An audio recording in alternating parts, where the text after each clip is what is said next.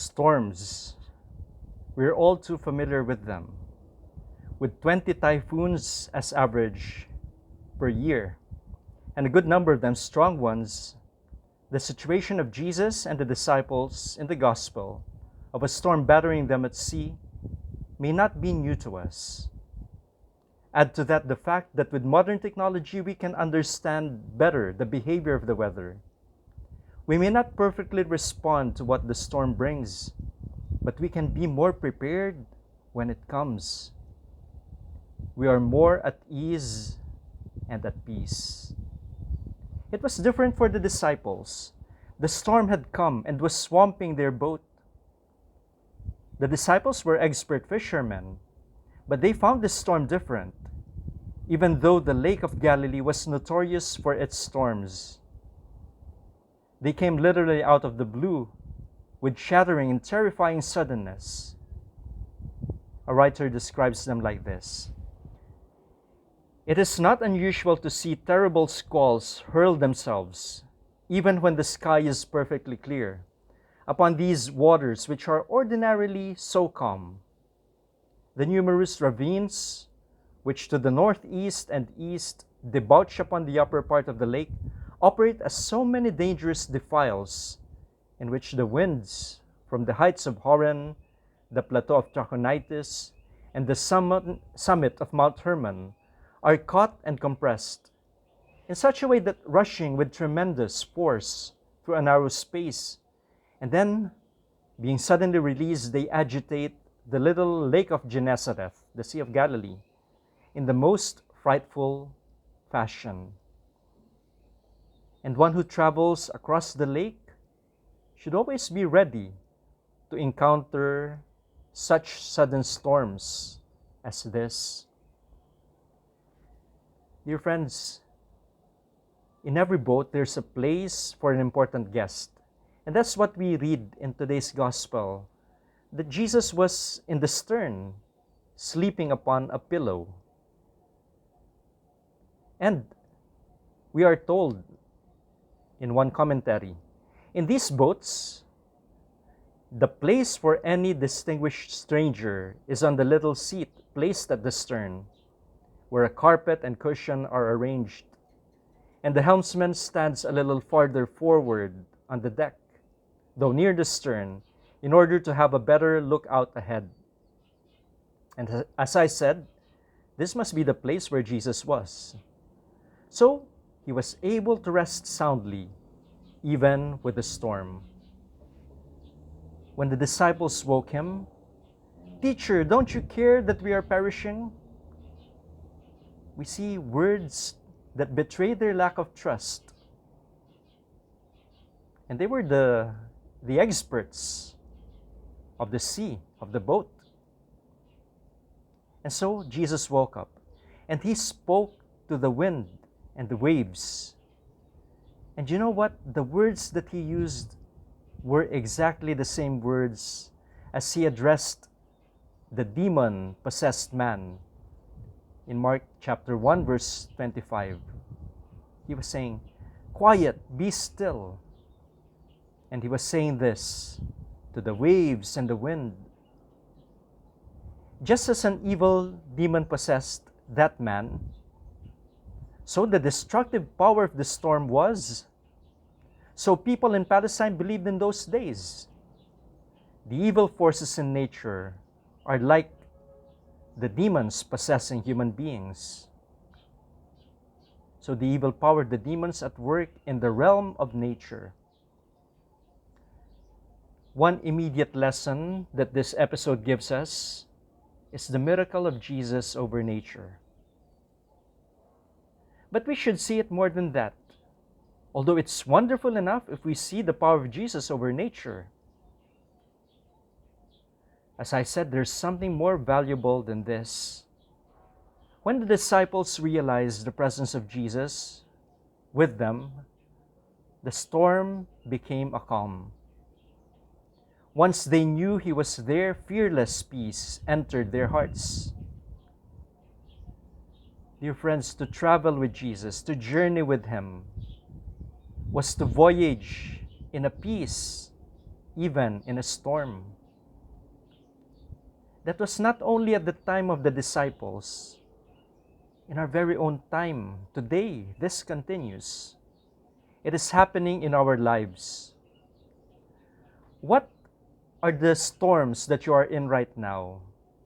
And very recently, this pandemic still happening. This is a storm. And so many people were clamoring, afraid, waking up Jesus. But you see, the presence of Jesus gives us peace. Yes, dear brothers and sisters, Jesus gives us peace. He gives us peace in the storm of sorrow. So many these past months, from last year, have been more sorrowful than ever. In social media, I have found so many people who have lost their loved ones. When sorrow comes, as it must come, Jesus tells us of the glory of the life to come. He changes the darkness of death into the sunshine of the thought of life eternal. He tells us of the love of God. There's an old story of a gardener who in his garden had a favorite flower, which he loved very much. This was the gardener. And one day he came to the garden to find that the flower was gone. And so he was vexed, very angry, and full of complaints. In the midst of his resentment, he met the master of the garden and hurled his complaints at him. And the master said, "Hush, I plucked it for myself." In the storm of sorrow, Jesus tells us that those we love have gone to be with God, and gives us the certainty that we shall meet again those whom we have loved and lost a while. Jesus gives us peace when life's problems involve us in a tempest of doubt and tension and uncertainty.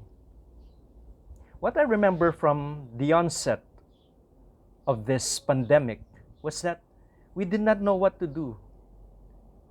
And so there was uncertainty. Everybody was tense. We were doubtful. It's like in a tempest. What would happen when all of this would have passed? At the next calm, who would be there standing? And so we were filled with these doubts. You know, there come times when we do not know what to do. The same thing. The pandemic, this COVID-19 was new. And it was a point when we stood at a crossroad in life and we did not know which way to take. Many times that has happened to us, being at the crossroads. When we make important decisions, especially when it involves our family, when it involves a lot of people, we do not know which way to take. If then we turn to Jesus and say to him, "Lord, what will you have me to do?" then the way will be clear. The real tragedy is not that we do not know what to do, but that often we do not humbly submit to the guidance of Jesus. To ask his will and to submit to it is the way to peace at such a time. Now we're still standing. At this point, we know better. But everything could have been easier if we have accompanied these doubts, these anxieties with prayer. And that leads me to this point, that Jesus gives us peace in the storms of anxiety. The chief enemy of peace is worry. Worry for ourselves, worry about the unknown future, worry about those we love. it would be a question for all of us, a rhetorical question. If I say, who of us is worried? Because most probably, all of us are worried about what will happen, about what will be the future, be it the immediate future or the more remote future. But Jesus speaks to us of a father whose hand will never cause his child a needless tear, and of a love beyond which neither we nor those we love can ever drift. In the storm of anxiety, he brings us the peace of the love of God.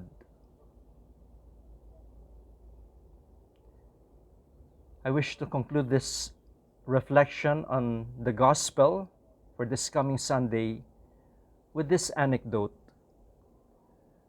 There was an art contest promoted by a man who sought the perfect picture of peace. And so there were many artists who joined.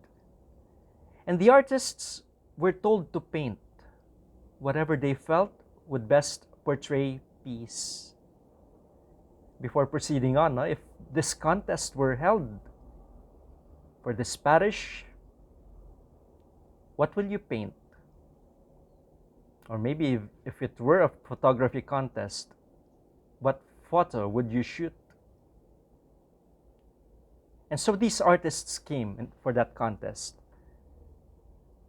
A picture portraying peace.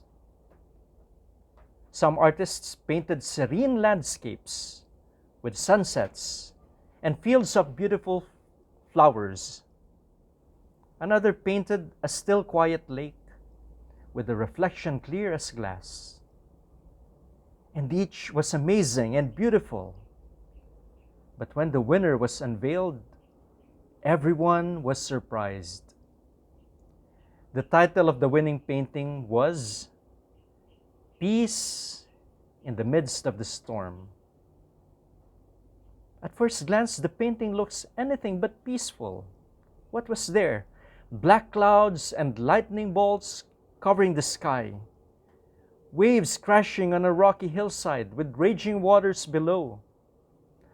How could this be ever descriptive of peace? You have to take a closer look at the painting, because there is more than simply meets the eye. Just beneath the gushing waterfalls, you will find a little bird with her nest of babies tucked underneath the edge of a rock.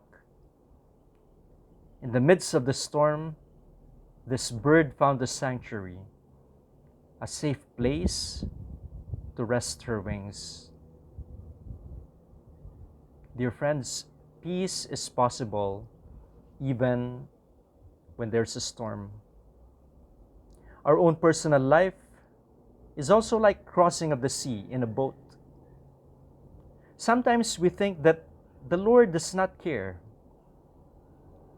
We have to believe that the Lord is there and that nothing can happen to a person close to Jesus. His presence will give us peace. Saint Teresa of Avila once had great temptations against purity. Her prayers seemed to be powerless, and the Lord seemed to be far away. The next morning, when all temptations had passed, she complained to the Lord, "Where were you in all my temptations?" The Lord replied, "In your heart." Dear friends, storms come. Maybe there's a storm in your life right now. For all of us, the storm continues. But what would make the difference? That the Lord is in our heart.